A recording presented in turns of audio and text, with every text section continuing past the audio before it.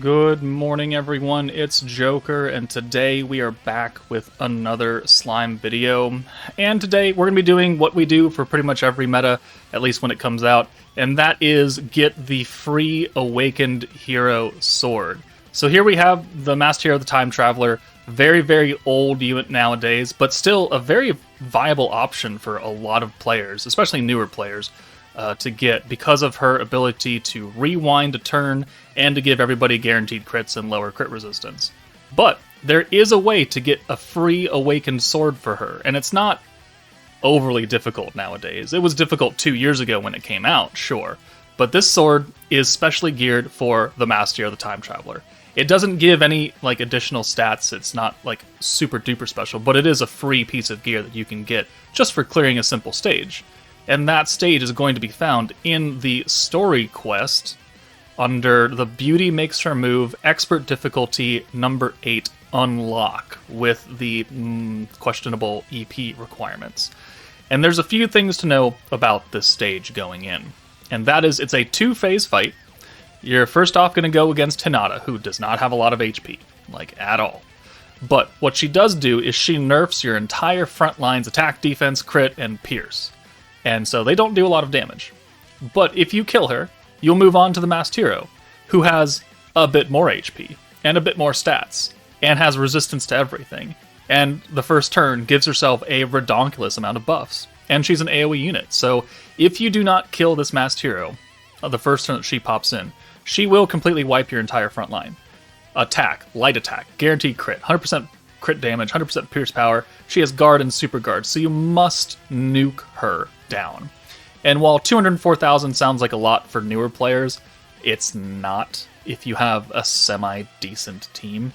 And so I do this every month where I take in the new meta, whatever it may be, and we clear the hero stage and get the free Awakened Sword.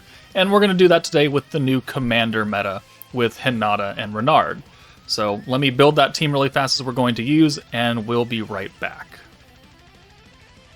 Alright, so we're going to run this team. We've got free-to-play Water Rimuru, free-to-play Geld, easily available from the Flashback shop, free-to-play Glenda, she will help support our Hinata, and then we've got Light Milim. And this slot could be any support character that would make any sense. This could be Space Rimuru, it could be Milim, it could be Lumi, it could be Light Leon for all I care. It needs to be someone to help Hinata do a bit more damage.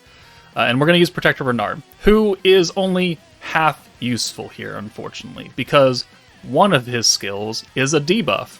And if we stack up a little bit using these free-to-play units and try and put some stacks on Hinata, she will get the extra weakness strike, sure, but the alt resistance down will be put on Hinata, who will then die, and then we won't have any on the hero. So he's only half efficient here, which is pretty unfortunate, but I'm still very capable in thinking that this could work, because we're going to have the buff from you, her own personal buff. These 3 frontline units do not have attack gear on, because I want to do as little damage as possible so we can get a few extra stacks of Renard on Hinata to make her do a bit more damage against the hero. So the idea is to stack for a couple turns. It doesn't have to be a lot nowadays, but ideally you do want to go into the hero fight with an alt or an EX alt if you can make it work.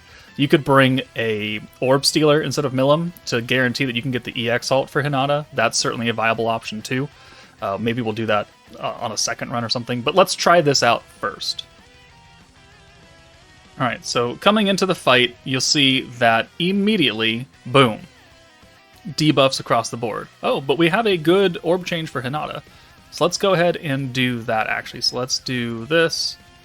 And then we'll orb change here. It's not going to give us a lot of gauge, but it's certainly a full hand of blue to start out with, which is more important. Then we're going to go away. And I actually don't know how this is going to work with the whole multi-hits. It might do too much damage to her. Okay, well, as long as we hit her with Geld, it'll be fine. Since we are on Commander, this is a light character. It means that Glenda and Hinata are going to be doing extra damage, even with the debuff. That is an unfortunate hand right there. Okay, well, let's get Glenda out of here for Hinata. And then let's do a stack here. So this will be extra weakness strike for Hinata. It'll put the weakness resist or the synergy resistance down, alt resistance down. on the enemy Hinata, which again doesn't matter all that much. So let's now take her away because I don't want to hit anything with her right now. And I think we just send these blues, send these greens, because there's nothing we can really do here. Yeah, okay. So make sure to send your weakest character last so you do as minimal damage as possible. That's certainly a hand right there. Alright. Let's orb change with Rimuru, so let's steal those. We only have 32 points now. And yeah, not a great hand. Okay, let's bring you in for Water Rimuru.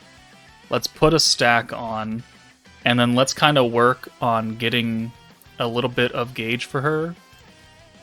Yeah, this will do quite a bit of damage. Holy, a little bit too much damage, actually.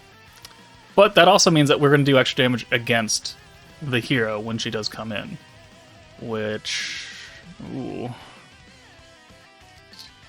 Man. I wonder if this will work. I wonder if this will work. So let's give them all to Hinata. Does that actually get her ult? It does. Alright, well, let's do that. We have 159 points. She's dead. Alright, so now the hero will come in, and she will immediately give herself an ult gauge and a whole butt ton of buffs. And now we get hidden episode number 3. That's just for beating it. We'll move on, and now the hero will drop. Or will walk, I guess. We've got 2 stacks of Renard, so we can at least apply 2 stacks of that onto the hero, which is nice. So let's go ahead and do that. Let's bring Glenda in as well for Geld. Alright, so 1 stack, 2 stack. I don't think we actually have enough points to use everything here, so, you know, let's just see what happens if we use the alt buff, and then this is synergy and physical resistance down, and this is light and light resistance down. I feel like this is going to be a bit more impactful, actually. So let's go ahead and see what happens when we single alt and not full buff with this Hinata. Is it enough to kill?